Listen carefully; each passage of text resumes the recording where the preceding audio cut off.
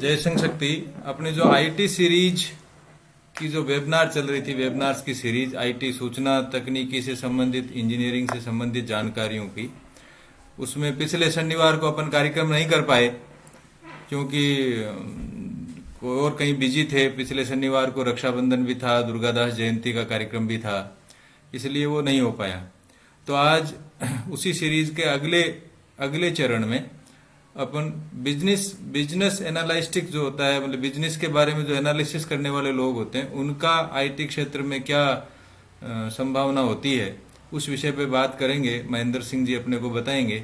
तो हाँ नरसा, शुरू करें। हाँ, तो महेंद्र सिंह जी आज बिजनेस एनालिस्ट के लिए टॉपिक पर बोलने वाले हैं। तो उनको 5-6 साल का एक्सपीरियंस भी है। तो आई वुड रिक्वेस्ट कि महेंद्र ना, आप पहले आप अपना इंट्रोडक्शन और एक्सपीरियंस शेयर करना कि आप कैसे आईटी फील्ड में आए, आप कैसे पहले क्या करते थे, फिर आप कैसे आए, फिर आप जो टॉपिक पर आप बात करना शुरू करना। वो चीज महेंद्र जी। जय संक्षिप्त, जय श्री सात फाउंडेशन एंड जय श्री राम। मेरा नाम महेंद्र सिंह राठौड़ है और मेरा गांव का नाम गोला है और मैं अजमेर डिस्ट्रिक्ट में ये गांव है मेरा। और मैं एक मैकेनिकल इंजीनियर हूँ। ओके, और मैकेनिकल इंजीनियर मैंने 2015 में क्लियर कर लिया था। और वो मैकेनिकल इंजीनियर क्लियर करने के बाद मैंने 2 साल एक मैन्युफैक्चरिंग कंपनी है जीनस, जो अपने मीटर बनाती है जयपुर के अंदर, उस समय R&D में था। वहाँ मैंने 1.5-2 साल काम किया। वहां काम करने के बाद मैं फिर इस बिजनेस एनालिस्ट वाले रोल के अंदर, आईटी के अंदर मैं चला गया था। और स्टार्टिंग जैसे कि मेरा, जैसे एकदम से किसी को बिजनेस एनालिस्ट के रोल में जाना मुश्किल होता है क्योंकि उसको डोमेन का एक्सपर्ट होना बहुत जरूरी है, डोमेन की नॉलेज। तो मैं थोड़ा मैकेनिकल से बीटेक कर रखी थी मैंने, तो मैं, और उसके बाद में मैंने 1.5-2 साल एक R&D में मैन्युफैक्चरिंग कंपनी में काम भी किया, जीनस कंपनी के अंदर। तो मेरा थोड़ा वो R&D डिजाइनिंग का, देन क्वालिटी का, प्रोडक्शन का, मेंटेनेंस का, सप्लायर से कैसे बात करनी है, कैसे ड्राइंग बनानी है, तो ये पूरा मेरा इजी रहा। और आज मैं जो बिजनेस एनालिस्ट हूँ तो मैं मेरे मैन्युफैक्चरिंग डोमेन के अंदर ही हूँ। तो सारी जो बेसिक थिंग्स होती है वो मेरे लिए बहुत इजी पड़ी और इसमें हम आगे ग्रो कर रहे हैं ऐसा करके। इनिशियली ऑफ कोर्स मैं मैकेनिकल से अच्छा टॉपर ओपर रहा कॉलेज का, तो मतलब मैकेनिकल से बिजनेस एनालिस्ट आईटी फील्ड में जाना बहुत मुश्किल था। बट फिर भी देखा कि ठीक है, ट्राई करते हैं। बट ट्राई करने के बाद सीखते गए और आज मतलब कुल मिला के ओके है और स्कोप है इस रोल के अंदर भी। ओके, तो मैं अब आगे का प्रोग्राम चालू करता हूँ। तो मैं स्क्रीन शेयर करता हूँ और आगे बताता हूँ कि आईटी फील्ड के अंदर बिजनेस एनालिस्ट का कौन कौन से रोल्स होते हैं, क्या काम रहता है उसका। Okay, so let me present my screen.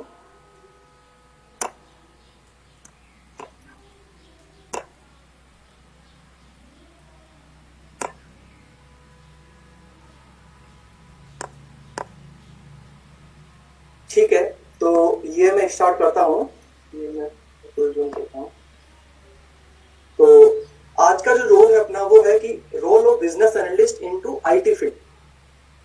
तो इसमें मैं ये तो पहला तो मैंने मेरा बता दिया कि मैंने क्या कर रखा था, मैं क्या कर रहा हूँ। अब स्पेसिफिक अपन मैं रोल के बारे में बताऊंगा आपको कि मेरा रोल, मैं किसी आईटी कंपनी में क्या करता हूँ। ओके, तो ये डिस्कशन, पहली स्लाइड है, इसमें लिखा हुआ है की डिस्कशन पॉइंट।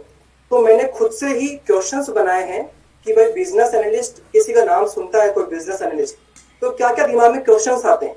ओके, तो सिंपली कुछ क्वेश्चंस है कि बिजनेस एनालिस्ट कौन होता है। दूसरा क्वेश्चन है कि बिजनेस एनालिस्ट क्या करता है कंपनी के अंदर। तीसरा है बिजनेस एनालिस्ट की रिक्वायरमेंट क्यों है। ओके, चौथा है बिजनेस एनालिस्ट किस किस डोमेन के अंदर वो बिजनेस एनालिस्ट बन सकता है, राइट। फिर बाद में है कि बिजनेस एनालिस्ट बनने के लिए कौन कौन सर्टिफिकेशंस है अच्छी कंपनी में जाने के लिए। फिर छठा पॉइंट रहेगा कि क्वेश्चन है कि भाई कितनी सैलरी रहती है। एक कॉमन क्वेश्चन रहता है कि मैं इस रोल में चल तो जाऊं बट सैलरी कितनी है, तो फर्स्ट पॉइंट रहता है, वो भी है। सातवां पॉइंट है कि इसमें जाने के लिए एलिजिबिलिटी क्राइटेरिया क्या है, मतलब क्या मेरी ग्रेजुएशन होनी चाहिए, बीटेक होनी चाहिए, बीई होनी चाहिए, बीए होना चाहिए, वो इसके अंदर अपन देख सकते हैं। आठवां पॉइंट है कि मतलब सॉफ्ट स्किल्स कौन कौन सी होनी चाहिए बिजनेस एनालिस्ट के लिए। तो ये सब क्वेश्चंस हैं और ये क्वेश्चंस मैंने स्टार्टिंग यहाँ से, मैं आपके बिहाफ पे मैं खुद क्वेश्चंस कर रहा हूँ बिजनेस एनालिस्ट के तौर पे, और मैं खुद रिप्लाई करूंगा इसका। फिर उसके बाद में देखा जाए तो इधर मैंने लिखा है कि इंदिरा गांधी का बहुत अच्छा क्योट है कि प्रश्न करने का अधिकार मानव प्रगति का आधार है। तो उसको और सिंपल करता हूं मैं कि प्रश्न पूछना ही मानव प्रकृति का आधार है। तो जितने अपन किसी पॉइंट पे अपन जितने ज्यादा क्वेश्चंस पूछेंगे उतना ही ज्यादा आप ग्रो कर पाओगे, उतनी आपको क्लैरिटी मिलेगी, इंफॉर्मेशन मिलेगी आपको। तो इसीलिए मैंने स्टार्टिंग मैंने क्वेश्चन से ही करी। तो अभी एक एक करके क्वेश्चन का रिप्लाई करेंगे, डिस्कशन करेंगे। तो मैं नेक्स्ट स्लाइड पे जाता हूँ। तो पहला क्वेश्चन था आपका कि who is a business analyst. Business analyst कौन होता है? इसको समझने के लिए एक छोटा सा मैंने डायग्राम बना रखा है। ये आपको डायग्राम समझना बहुत जरूरी है कि इसी डायग्राम से पूरा आगे की पीपीटी इसी पे डिपेंड कर रही है पूरी। तो देखा जाए तो आपको दिखेगा कि भाई ये एक डायग्राम है, इसमें जैसे क्लाइंट लिखा हुआ है। तो जैसे मैं बैंक की बात करूं, सपोज करो बैंक का एक बैंक है बड़ा सा, उस बैंक को सॉफ्टवेयर बनवाना है, राइट। तो सॉफ्टवेयर बनाने का मतलब सॉफ्टवेयर आईटी कंपनी के मालिक के पास जाता है, बिजनेस ओनर के पास, कि साहब मैं मेरे कंपनी के अंदर मेरे कैशियर है, यूजर रजिस्ट्रेशन करना होता है, अकाउंट ओपन करना पड़ता है, लोन को मैनेज करना पड़ता है, एक सॉफ्टवेयर बनवाना मुझे। ओके, तो वो आईटी वाले एक मालिक को पकड़ता है, बिजनेस ओनर को। तो ये पकड़ने के बाद वो क्या करता है कि ठीक है साहब हम बना देंगे, हम एक्सपर्ट हैं। ओके, तो दूसरी मीटिंग के अंदर वो बिजनेस ओनर रहता है, एक प्रोडक्ट ओनर जो आपको दिख रहा है बीच में ये प्रोडक्ट ओनर को इंट्रोड्यूस कराता है क्लाइंट से कि ठीक है हमारे प्रोडक्ट ओनर से ये उससे बात करो, मैनेजर है हमारा, ये सारा हैंडल करता है। ओके, ये हैंडल करने के बाद आगे के जो मेल होता है, जो बिजनेस ओनर रहता है वो सीसी में ही रहता है कि भाई ठीक है कि हाँ इसको इतना वो दूसरा धंधा संभालेगा, दूसरा क्लाइंट संभालेगा वो। इसलिए फिर क्या प्रोडक्ट जो मैनेजर होता है वो फिर क्लाइंट से बात करता है।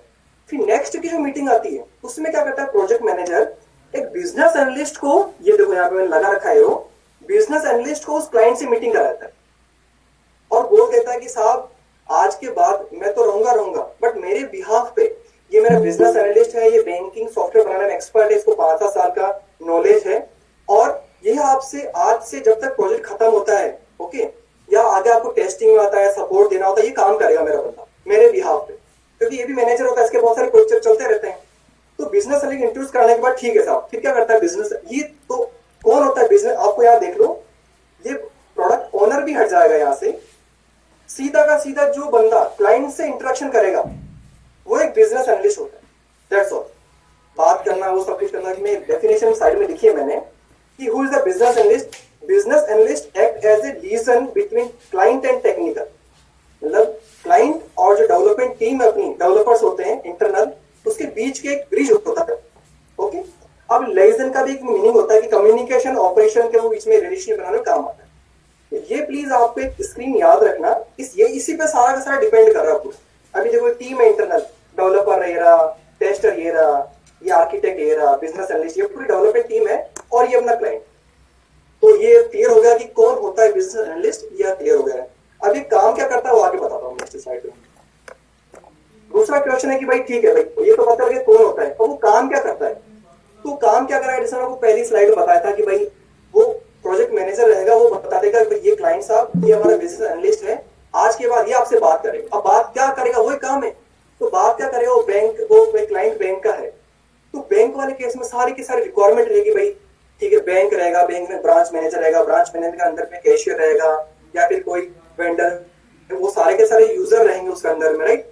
फिर लोन देने का एक प्रोजेक्ट रहता है, सारा का सारा जो बिजनेस की नॉलेज है वो क्लाइंट को रहती है। ओके, वो पूरी बिजनेस की नॉलेज को वो क्या करता है, क्लाइंट से डिस्कशन करता है स्टार्टिंग की 6-7 दिन तक, तो जितना भी टाइम लगता है वो डिस्कशन करके क्वेश्चंस करके वो सारे के सारे रिक्वायरमेंट को एक डॉक्यूमेंट बना देता पूरा, एक्सेल में बना लिया, पीपीटी में बना लिया, वर्ड फाइल बना लिया। क्यों? क्योंकि ऑलरेडी उसको बैंक का वो 4-5 साल से काम कर रहा है ऑलरेडी, तो उसको क्या नॉलेज रहती है उस चीज की, तो उन वर्ड को जल्दी पकड़ लेता है कि लोन, अच्छा लोन में कोई कंपाउंड इंटरेस्ट है, नॉर्मल इंटरेस्ट है, या अकाउंट ओपन करना है, पर्सनल लोन देना है, सारा का सॉफ्टवेयर की जो रिक्वायरमेंट जो बिजनेस को बंदा बोलता है क्लाइंट, वो सारी नोट कर लेता है।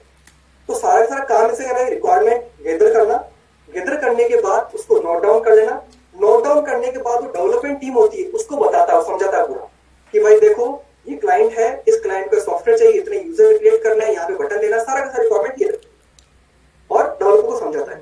इसके इंस्टीट्यूट वो और क्या करता है, डेवलपर को समझा दिया, डेवलपर से भी टारगेट डेट दे देता है, ठीक है भाई ये प्रोजेक्ट 3 महीने में कंप्लीट होगा, बट अपन को हर 15 दिन में क्लाइंट के साथ एक रिव्यू करना होगा, छोटा सा मॉड्यूल कंप्लीट करने के बाद।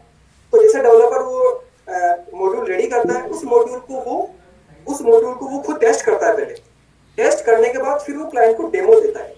डेमो दे दिया, क्लाइंट ने बोला नहीं थोड़ा सा करना है, चेंज कर थोड़ा सा, राइट, इसमें इंप्रूवमेंट करो, तो इंप्रूवमेंट वो नोट कर लेता है। वो नोट करने के बाद डेवलपर को बता दिया, डेवलपर बताने के बाद एक मॉड्यूल कंप्लीट हो गया साहब, फिर वो दूसरे मॉड्यूल पे काम करता है। जो आपको समझ गए होंगे कि वो क्या करता है, वो पूरा एक कोऑर्डिनेशन की तरह काम करता है। इस पीपीटी में बताया गया कि भाई वो ये बीच में बिजनेस एनालिस्ट है आपके पास, राइट, ये प्रोजेक्ट मैनेजर हो गया, उससे कोऑर्डिनेट करता है, बिजनेस के यूजर होते हैं सारे के सारे, कि भाई एक तो क्लाइंट था, पर क्लाइंट के पीछे भी टीम होती है ना पूरी, उसके बैंक के अंदर भी, उन सबसे बात करता है वो। इधर टेस्टिंग और टेस्टिंग डिपार्टमेंट टेस्टर से बात करता है वो, कि डेवलपर देखो मैंने बता दिया था आपको। और प्रोजेक्ट मैनेजर होता है ना ओनर, कंपनी ओनर से भी वो डिस्कशन करता रहता है। और तीसरा एक लास्ट एक और है, सपोर्ट टीम के साथ भी कोऑर्डिनेशन करता है, क्योंकि वो रेस्पॉन्सिबल है आगे जितने भी इश्यूज आ रहे हैं क्लाइंट को सॉफ्टवेयर के अंदर सारे के सारे। तो ये आपको क्लियर पहला पॉइंट था कि कौन होता है, दूसरा क्लियर हो गया कि वो क्या करता है, राइट। अब हम तीसरी स्लाइड पे चलते हैं। तीसरी स्लाइड है कि भाई बिजनेस एनालिस्ट की नीड क्यों है, why a business analyst required. उस केस में अभी देखो, सपोज करो कि अभी उस पहली वाली स्लाइड से अपन ने इस बिजनेस एनालिस्ट को हटा दिया, सपोज करो। अब क्या होगा, बीच में इन क्लाइंट के और डेवलपर के बीच में कौन था, यही था। इसी को हटा दिया तो क्या करेगा, सीधा क्लाइंट डेवलपर को रिक्वायरमेंट देगा। अब डेवलपर भाई रिक्वायरमेंट लेगा, समझेगा, एक्सेल बनाएगा, डॉक्यूमेंट बनाएगा, या फिर वो कोडिंग करेगा, राइट।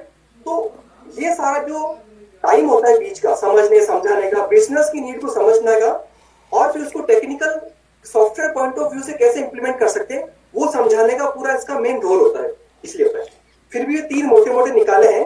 तो ये सब करने से क्या होता है कि जो डिजिटल ट्रांसफॉर्मेशन है वो इजी हो जाता है। जैसे बैंक में भी क्या होता है, मैनुअल प्रोसेस हो रखा है, पेन कॉपी में लिख लिया, साइन कर दिया, राइट, है ना। अब इसको डिजिटाइज करना है, तो सॉफ्टवेयर बनाना है, उसके बिजनेस को समझना इजी हो जाता है, वो समझ के डेवलपर को समझना इजी हो जाता है। दूसरा, कॉम्प्लेक्स प्रोसेस रहते हैं, आपको बैंक हो गया, मैन्युफैक्चरिंग कंपनीज होगी, जिनके धंधे होते हैं, सेल्स कॉम्प्लिकेट होता है समझने के, क्योंकि ये तो 15-15, 20-20, 30-30 साल से बिजनेस चला आ रहा है, उसको समझ के फिर डेवलपर को समझाना बहुत मुश्किल होता है। इसलिए क्या करते हैं, पहले समझता है आराम से, इजीली, वो टाइम लेता है, डॉक्यूमेंट बनाता है, फिर डॉक्यूमेंट अप्रूव कराने के बाद वो फिर डेवलपर को समझाता है। तो दूसरा पॉइंट पे क्लियर हो गया। तीसरा है कि भाई ठीक है भाई, अपने 3 महीने के अंदर पूरा प्रोजेक्ट कंप्लीट कर दिया, वो प्रोजेक्ट कंप्लीट करने के बाद कुछ इंप्रूवमेंट्स भी आते हैं, जैसे तो वो क्लाइंट यूज करता है, अरे यार ये सही नहीं है, थोड़ा चेंज करो, ठीक है आप चेंज कर देंगे। तो वो चेंज का एक सीआर बनाता है, चेंज रिक्वेस्ट। वो चेंज रिक्वेस्ट बनाने के बाद वो पहले अप्रूव कराता है कि ठीक है साहब इसमें ये पर चेंज करना है, वो डेवलपर्स डिस्कस करके वापस इंप्लीमेंट करता है सॉफ्टवेयर के अंदर। तो ये पूरा का पूरा है। फिर ये जो मैंने बताया ना नीड, ये नीचे में क्यों डाला है, अपना बहुत फेमस अपने हैं जो हेनरी फोर्ड, गाड़ी बनती है, उन्होंने बोला था, thinking is the hardest work there is which is probably the reason why so few engage in it. इसका मतलब है इस दुनिया के अंदर सबसे मुश्किल काम है सोचना। ओके, सोचना ही नहीं, इफेक्टिवली सोचना बहुत मुश्किल काम है, लोग लग जाते हैं ऐसे कैसे। अगर ये बोलता है कि अगर आपने काम चालू करने से पहले सही सोच लिया, सोच के उसको पूरा समझ लिया, तो आपका जो बाद का टाइम है बहुत सेव हो जाता है। ये हेनरी फोर्ड कहना चाहते हैं। तो यही बिजनेस एनालिस्ट करता है कि वे सॉफ्टवेयर बनाने से पहले पूरा दिमाग लगाना, समझना, बिजनेस की रिक्वायरमेंट को लेना, जिससे कि जब डेवलपमेंट करें उसमें अपन ज्यादा टाइम खींचे। ऐसा नहीं कि आप चेंज कर दिया, गलत डेवलप कर दिया, आप स्टार्टिंग से कर रहे हैं, तो पूरी की पूरी रेस्पॉन्सिबिलिटी बिजनेस एनालिस्ट की रहती है। और ये भी कहा गया है कि भाई कोई प्रोजेक्ट डिले होता है तो 70% रेस्पॉन्सिबल बिजनेस एनालिस्ट होता है। क्यों? क्योंकि रिक्वायरमेंट ही गलत ले रहा है वो। अगर कोई बराबर रिक्वायरमेंट ले रहा है तो 70% वो जो टारगेट है उसको कंप्लीट हो सकता है, ऐसा करके, मतलब इसलिए इसकी नीड बहुत ज्यादा है। फिर चौथे पॉइंट पे जाते हैं कि कौन कौन से डोमेन है, कौन कौन से इंडस्ट्री है, कौन कौन से एरिया है जहां बिजनेस एनालिस्ट की रोल रहती है। तो पहला तो मैं क्लियर करना चाहूंगा कि जहां सॉफ्टवेयर बन रहा है वहां हर जगह बिजनेस एनालिस्ट की नीड रहती है। बट जैसे अब सॉफ्टवेयर बैंकिंग का बन रहा है, आप देखो यहाँ लगाया मैंने, फिनांस का बन रहा है, या फिर कोई यूटिलिटी गवर्नमेंट के बनते हैं ना, छोटे मोटे बिल पे करने वाले वो बन रहे हैं, या फिर टेली कम्युनिकेशन का बन रहा है। तो ये सब क्या होते हैं, अलग अलग एक्सपर्ट होते हैं। जैसे मेरा मैन्युफैक्चरिंग का है, तो मैन्युफैक्चरिंग क्यों है मेरा, क्योंकि मैकेनिकल था, मेरे प्रोडक्शन क्वालिटी सब इजी पड़ा मेरे लिए, तो वो मेरे लिए इजी रहा। बाकी को सपोज को कॉमर्स बैकग्राउंड से होता है, या फिर इसका फिनांस अच्छा होता है तो फिनांस में जा सकता है वो। कुछ लोग होते हैं सेल्स वाले सॉफ्टवेयर बहुत ज्यादा बनते हैं, या ई कॉमर्स के फ्लिपकार्ट, अमेजन जैसे सॉफ्टवेयर बनते हैं ना, ऑनलाइन स्टोर सोसाइटी वाला हो गया, और भी चीजें हो गई। तो वो सारी की सारी ये हर जहाँ सॉफ्टवेयर बन रहा है सब में बिजनेस की नीड रहती है। और ये लिंक दे रखा मैंने यहाँ पे, वो हम डाल देंगे आपको उसके अंदर, तो थोड़ा वो इजी रहेगा समझने के। तो ये डोमेन हो गया एरिया। फिर इसका आगे जाते ही मैं थोड़ा और यहाँ समझाना चाहूंगा कि भाई कौन कौन से और एरिया हैं जिसको इजीली समझ में आएगा आपको। अभी बहुत एक ट्रेंडिंग वर्ड चल रहा है, इंडस्ट्री 4.0 चल रहा है, जिसमें अभी आईटी बूम कर रहा है पूरा का पूरा। अब इंडस्ट्री 4.0 पे कैसा है, पहले 1.0 था, फिर 2.0 हुआ, फिर 3.0 हुआ, 4.0 हुआ। ये मैं समझाना चाहूंगा कि ये भी डोमेन ही है, ये भी एरिया ही है जहां आपको इजी लगेगा वो समझना। तो मैं यहाँ बताना चाहूंगा कि फर्स्ट जो इंडस्ट्री 1.0 था वो आपका 1784 में हुआ था स्टार्टिंग। वहां पे क्या था, सिर्फ मैकेनिकल चीजें थी सारी की सारी, स्टीम इंजन, साइकिलें बनती थी, वो मैकेनिकल बनती थी, राइट। उसके बाद में अपन 1870 के अंदर आ गए। उसमें क्या था, इलेक्ट्रिकल वाले और जुड़ गए मैकेनिकल वालों के साथ, जिससे क्या हुआ कि प्रोडक्टिविटी ऑटोमेशन बहुत ज्यादा बढ़ गया। एक दिन में 100 बनाते थे इलेक्ट्रिकल वाले, अगर वो 1000 बनाना चालू करते हैं मैकेनिकल वाले, तो दोनों कॉम्बिनेशन एक ब्रिज बन गया। तो ये एरिया हो गए, एक मैकेनिकल इंडस्ट्री में सॉफ्टवेयर बनेंगे, इलेक्ट्रिकल इंडस्ट्री में सॉफ्टवेयर बनेंगे। फिर यहाँ थर्ड आया फिर इलेक्ट्रॉनिक्स वाले विद कंप्यूटर। अभी कंप्यूटर का मतलब आईटी नहीं है, कंप्यूटर का मतलब हार्डवेयर, सिर्फ कंप्यूटर। तो इलेक्ट्रॉनिक्स विद कंप्यूटर वालों ने क्या करा, वो मैकेनिकल इलेक्ट्रिकल तीनों के साथ मिलकर, दोनों के साथ मिलकर, और उन्होंने ऑटोमेशन कर दिए बहुत सारे, राइट। पीसीबी बना दी, पीसीबी के साथ मोबाइल बना दिए सारे के सारे। फिर उससे लास्ट फाइनली भी चल रहा है टुडे, ये देखो नीचे लिखा हुआ है टुडे, आज ही चल रहा है आपका इंडस्ट्री 4.0। ये क्या, इसने क्या करा, आईटी वालों ने मैकेनिकल वालों के साथ भी घुस गए, वो इलेक्ट्रिकल वालों के साथ भी घुस गए, इलेक्ट्रॉनिक्स वालों के साथ भी घुस गए। और ये तीन ही मोटी जो कोर चीजें हैं, ये तीन ही है, मतलब आज अगर देखे जाए मैन्युफैक्चरिंग का सारी सारी, तो इन्होंने क्या सबके साथ इंटीग्रेशन कर लिया, इसलिए आज हर सेक्टर में आईटी बूम कर रहा है। तो ये सब चीजें हैं, तो ये सब एरिया की बात होगी अपनी। फिर मैं आगे बताना चाहूंगा कि भाई अभी 5th क्वेश्चन है अपना, तो भाई कौन कौन सर्टिफिकेशन होता है बिजनेस एनालिस्ट के लिए। वैसे जैसे कि मैं तो मैकेनिकल से था, तो मेरे लिए वो डोमेन में, मैन्युफैक्चरिंग डोमेन में जाना इजी रहा। बट अगर कोई सपोज करो किसी ने कोई बीए कर रखा है, राइट, या कॉमर्स से है, उसको जाना है, तो उसको कुछ ये कॉलेजेस होती है, वहां से सर्टिफिकेशन होते हैं, तो आप कर सकते हो इजीली। सीबीए सबसे अच्छा तो ये वाला है, certified business analyst professional, CBA वाला। और बाकी आपको और इन्फॉर्मेशन के लिंक्स आपको मिल जाएगा। तो ये सर्टिफिकेशन का हो गया। ये करने के बाद अब मेन जो पॉइंट होता है, फैमिली वाले पूछते हैं भाई सैलरी कितनी है, इस रोल में कितनी सैलरी होती है, तो मैं आपको बताना चाहूंगा। तो मैंने इसको 2 भागों में डिवाइड करा है। एक तो इंडिया में कितनी रहती है, फिर इधर यूके यूएस, क्योंकि जो आईटी का अपने तो अभी आया इंडस्ट्री 4.0, राइट, अपने इंडिया के अंदर तो अभी इंडस्ट्री 4.0 अभी आया, बट यूके यूएस यूरोप में तो अभी 5 सालों पहले चल रहा है। सारा का सारा ऑटोमेशन हो रखा है, सबका मोबाइल फोन पे आईटी से काम करता होता है सारा। तो वहां पे जो अच्छा बिजनेस एनालिस्ट है, उसकी डॉलर के अंदर 69,000 पर ईयर रहती है, जिसको अपन पहले बोल सकते हैं आपको 50 लाख रुपए पर ईयर रहता है, अच्छा बिजनेस एनालिस्ट है। तो मैं यूएस यूके की बात कर रहा हूँ, और मैं ऐसे नहीं बोल रहा हूँ। ग्लास डोर करके साइट है, वहां आप देख सकते हो, वहां आपको पूरा मिलेगा। एक और साइट है इधर पे स्केल करके, जो मतलब मेजर करते हैं डेवलपर की कितनी सैलरी चल रही है, एवरेज बिजनेस एनालिस्ट की कितनी चल रही है, टेस्टर की कितनी चल रही है। तो उनके हिसाब से भी इतना ये 49 लाख के अप्रोक्स ये पर ईयरली कमा लेते हैं उधर अच्छे बिजनेस एनालिस्ट। क्योंकि आपको अच्छे डेवलपर बहुत मिल जाएंगे, बट अच्छे बिजनेस नहीं मिल पाएंगे आपको, क्योंकि मतलब वो और देखते हैं अपन।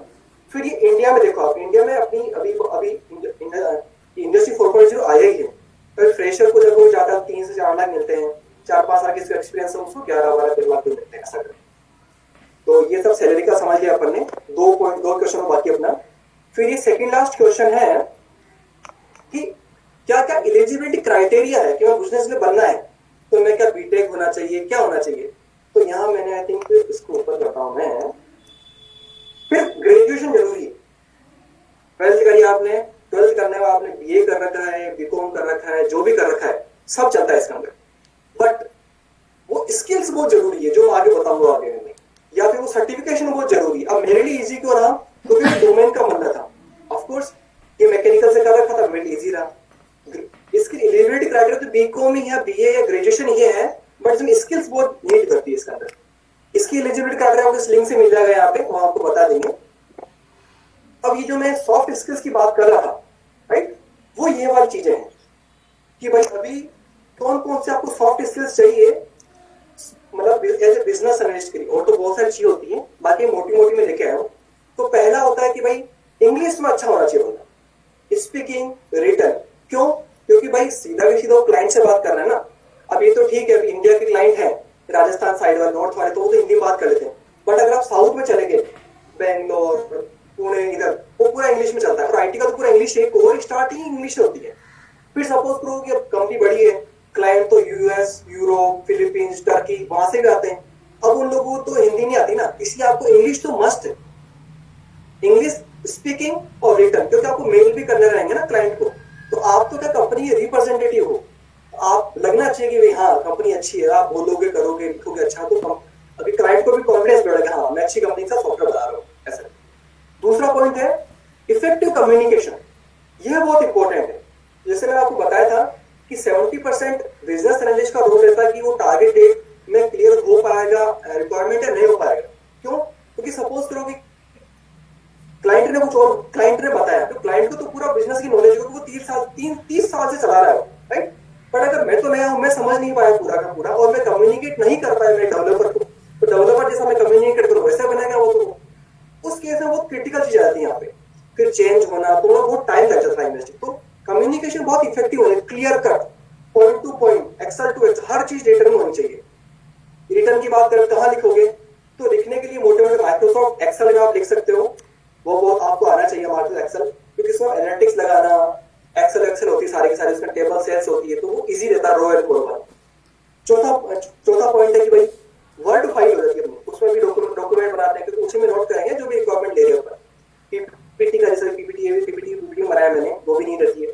छठा पॉइंट है कि मेल करने का आपको टैलेंट होना चाहिए कि मैं क्या लिखूं क्या नहीं लिखना है, किसको सीसी में रखना है किसको नहीं रखना है, क्या कितनी चीजें मुझे क्लाइंट को शेयर करनी है कितनी नहीं करनी है, ये सब आपका फिर यहाँ से चलेगा आराम से।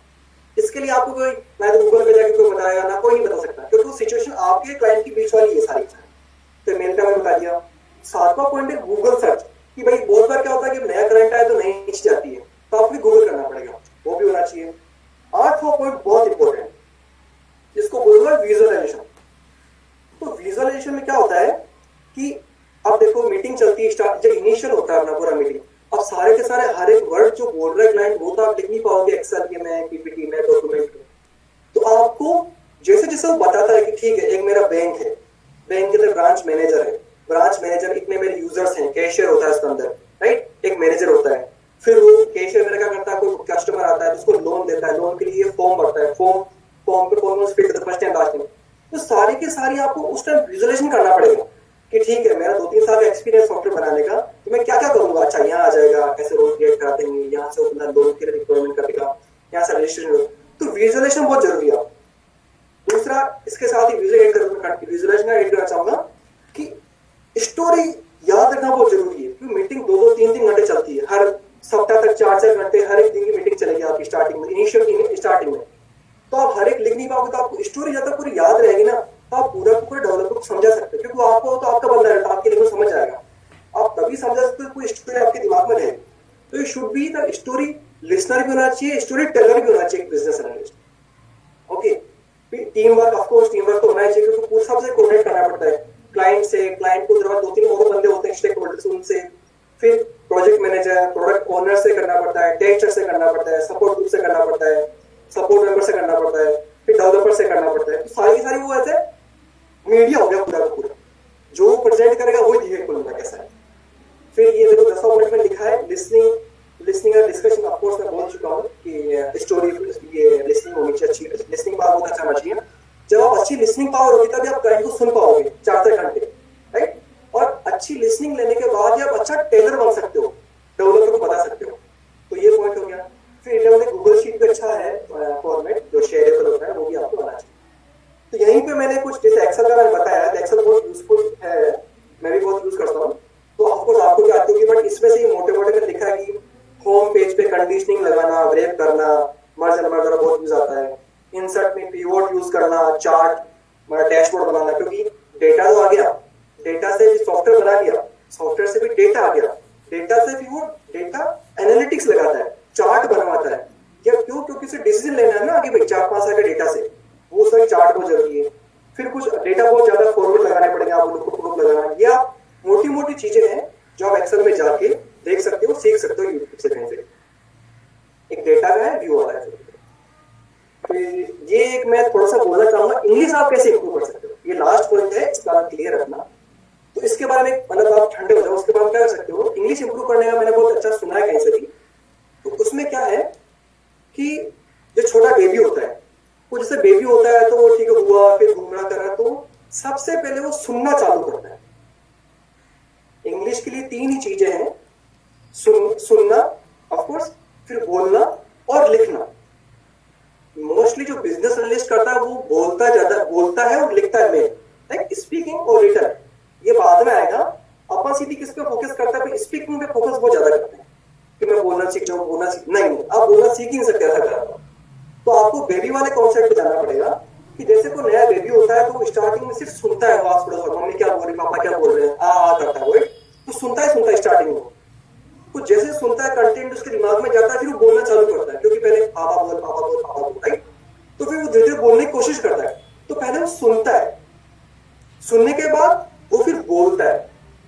तो मेरी रिक्वेस्ट है, आप कुछ 20 दिन 21 दिन में सोचो, आप 2 महीने तक इंग्लिश सुनो, इंग्लिश के वीडियो देखो, इंग्लिश की मूवी देखो। बहुत सारे नेटफ्लिक्स पर अच्छी मूवीज आती है, सीरीज आती है जो आपको 50-50 60-60 सीरीज होती है, हर 1 घंटे की होती है। अगर आप वो देखोगे ना 100 घंटे आप इंग्लिश सुन सकते हो, और सब टाइटल पे होता है। एक बार आप स्टार्ट करो तो पहला फोकस कुछ मत करो, दिमाग लगाना नहीं, सिर्फ सुनो इंग्लिश को। वो सुनने के बाद फिर आप अपने आप बोलना चालू हो जाएगा, फिर दिक्कत आनी नहीं है। और आप बोल लिया तो रिटर्न में तो कोई दिक्कत नहीं आती, क्योंकि आजकल मेल लिखते हैं ना, गूगल इतना एडवांस हो गया है, आपको वो जब मेल लिख रहे हो ना वही बताएगा, भाई तूने यहाँ एम नहीं लगाया, भाई तूने यहाँ आईएनजी नहीं लगाया, भाई तेरे यहाँ मिस्टेक है। तो जहां भी आप मिस्टेक कर दो नीचे रेट हाईलाइट कर देता हूँ, तो कोई बंदा इजीली उसको इंप्रूव कर सकता है रिटर्न को। बट फर्स्ट है स्पीकिंग, और स्पीकिंग सिर्फ लिसनिंग से आएगी, ऐसा करके है। और ये thank you for your attention.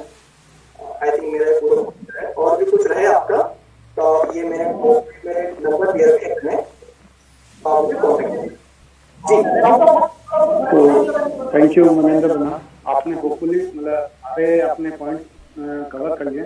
Just 1-2 चीज पर एम्फेसाइज करना चाहूंगा। एक तो सबसे बड़ी चीज इस वाली फील्ड में बिजनेस एनालिस्ट में है, एक बार नरसा ये प्रेजेंटिंग बंद कर दे रहा हूँ बना, उसके बाद हाँ हम फरमाओ। अच्छी बात इस फील्ड में है कि ये नॉन टेक्निकल है, आपको कोई प्रोग्रामिंग ऐसी चीज की कोई जो प्री रिक्वेस्ट होती है आईटी में, वैसा इसमें कुछ भी नहीं है। तो ये टोटली प्योरली नॉन टेक्निकल है। तो जैसे मनिंदर बन्ना ने बोला कि बेसिक चीजें हैं, इंग्लिश वगैरह बोलना, मतलब सुनना और फिर लिखना, वो सब चीजें, तो वो सब चीजें करके, लेकिन इसमें घुसने का तरीका यही है कि आप कोई ना कोई डोमेन में, जैसे आप कोई बिजनेस, जैसे कोई बैंक में काम कर रहा है, ठीक है, आईसीआईसी बैंक में 2-3 साल से काम कर रहा है, तो उसे इन एंड आउट पता चल जाता है, क्या डेबिट होता है, क्या क्रेडिट होता है, कौन लेजर्स क्या होते हैं, कैसे पोस्टिंग होती है। तो ऐसा कोई भी जिस बंदे के पास भी ये डोमेन है, कि डोमेन की नॉलेज है, जैसे मनिंदर बना मैकेनिकल है, कोई इलेक्ट्रिकल हो सकता है, कोई भी डोमेन मतलब होता है एरिया, कि आप किसी एरिया में आपको अच्छी जानकारी है, लेकिन आप आईटी में नहीं काम कर रहे, आप उसी डोमेन में काम कर रहे हैं, उसी एरिया में काम कर रहे हैं, कि आप मैकेनिकल की कोई कंपनी में काम कर रहे हैं, लेकिन ऐसा लगे आपको कि यार इसमें मेरी कोई ज्यादा ग्रोथ वगैरह नहीं है, तो मैं क्या कर सकता हूँ कि इंग्लिश मेरे को सुधारनी है। और फिर ये जो सर्टिफिकेशन के लिंक्स हम शेयर कर देंगे फेसबुक के नीचे पेज पर, तो आप ऐसे सर्टिफिकेशन पर जाके सर्टिफिकेशन कर लो, तो आपकी एंट्री बहुत इजी हो जाएगी इस वाले फील्ड में। और ये this is one of the like required field in IT. तो आपको एक ना एक टीम में एक बंदा बिजनेस एनालिस्ट चाहिए ही चाहिए, जैसे डेवलपर होगा, जैसे होगा, तो वैसा बिजनेस एनालिस्ट चाहिए ही चाहिए। तो एक ये चीज था आपका। दूसरा जैसे डोमेन का बात है, तो डोमेन का मतलब आप समझे area, financial domain, mechanical, electrical, agriculture, कोई भी डोमेन हो सकता है, किसी भी बिजनेस में आप हैं, वो बंदा आईटी में इस वाली फील्ड से आ सकता है। तो ये मैं 2 पॉइंट ऐड करना चाह रहा था। किसी और को कुछ ऐड करने तो? मैं तो जहां तक समझ पाया हूं नरसा, इसमें मार्केटिंग का काम है। अच्छा, हाँ, मार्केटिंग नहीं है, मार्केटिंग में अपन कंपनी से बाहर जाके काम करते हैं, हाँ, बट इसमें आपको अंदर ही काम करना है। Got it? कि मैं क्लाइंट है, क्लाइंट और क्लाइंट अपने डेवलपर्स होते हैं, जैसा पता है ना क्लास में जावा वाले डेवलपर्स होते हैं, तो क्लाइंट से रिक्वायरमेंट ली, जावा डेवलपर को समझाया। अच्छा, ये तो मार्केटिंग नहीं हुआ, इंटरनल काम हो गया, इंटरनल मैनेजमेंट है। जी जी जी जी। मार्केटिंग का क्या है, जैसे जो मार्केट में कोई कुछ प्रोडक्ट बनाना चाहता है, सॉफ्टवेयर बनाना चाहता है ना, तो उसको ये वाला बंदा जो बिजनेस एनालिस्ट है ना, वो समझेगा। जैसे आईटी कोऑर्डिनेटर का काम है, बिजनेस एनालिस्ट का कोऑर्डिनेशन, बिटवीन आपके जो डेवलपर जो उसको डेवलप करेंगे, सॉफ्टवेयर वगैरह लिखेंगे, और जो जो क्लाइंट को देने वाला आईसीआईसी बैंक को जो अपन देने वाले हैं प्रोडक्ट, उसके बीच में ये काम करता है। मतलब उसके बीच में और भी बहुत काम करते हैं, लेकिन ये बंदा काफी ज्यादा इन्वॉल्व रहता है। बहुत सारे इसको डॉक्यूमेंट बनाने पड़ते हैं, कई मीटिंग्स रखनी पड़ती है। इसका काम ही यही है, मीटिंग्स रखो, डिस्कशन करना, लिखो और अपनी टीम को समझाना कि भैया देखो उसको क्लाइंट को ये चाहिए। अब अगर इसने गलत किया इस बंदे ने, तो इसकी जिम्मेवारी बन जाती है कि भाई सिर्फ इस शर्त भी आते तूने या ऐसा क्यों नहीं। लेकिन उसके बहुत सारे क्या कि प्रोसेस होते रहते हैं, चलता रहता है, तो जल्दी सी बहुत ज्यादा गलतियां नहीं होती। लेकिन आपके नेटवर्क प्रॉब्लम है शायद, मतलब जी हाँ, मूल सिंह जी कुछ बोल रहे हैं। जी, मैं रेवल साहब, मैं ये बताना चाह रहा था कि ये जो बिजनेस एनालिस्ट रोल होता है, ये कड़ी होती है या एक चैन होती है या एक चैन का काम करता है, जो कि जो डेवलपिंग टीम होती है, जो इंजीनियर्स होते हैं, जो कोड लिखते हैं, उनके और क्लाइंट के बीच में। जो बैंक है या जो क्लाइंट है, उसको क्लाइंट को उसकी भाषा में, उसकी चीज को, उसकी रिक्वायरमेंट को, उसकी जो क्या प्रोडक्ट बनवाना, उसको क्या डेवलपमेंट करवाना, उसको समझ के और फिर उसको इंजीनियरिंग की भाषा में कन्वर्ट करके और इंजीनियर्स को समझाना कि भैया तेरे को ये चीज बनानी है और ये रिक्वायरमेंट है। तो ये जो काम होता है, ये बिजनेस एनालिस्ट का काम होता है। तो अगर बिजनेस एनालिस्ट इस चीज को ठीक से समझ गया कि भाई मेरे को क्या बनवाना है और उस क्लाइंट की क्या रिक्वायरमेंट है, और उस क्लाइंट की रिक्वायरमेंट्स को उसने साइन ऑफ ले लिया उसी भाषा में, और अगर वो उस भाषा, अच्छी भाषा में, इंजीनियरिंग की भाषा में अगर इंजीनियर्स को समझा पाया है, तो वो बेस्ट एनालिस्ट है और उसमें गलतियां कम से कम पाई जाती है। तो ये काम बिजनेस एनालिस्ट का, ये कड़ी का काम करता है क्लाइंट और डेवलपमेंट टीम के बीच में। ठीक है, अजय पाल साहब जुड़े हुए हैं। अजय पाल साहब कुछ पूछना है?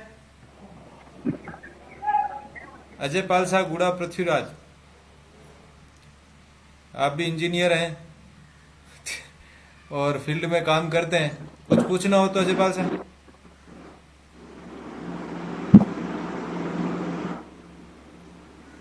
शायद नेटवर्क की प्रॉब्लम है, तो आप सभी लोग एक बार वीडियो ऑन रखा करें।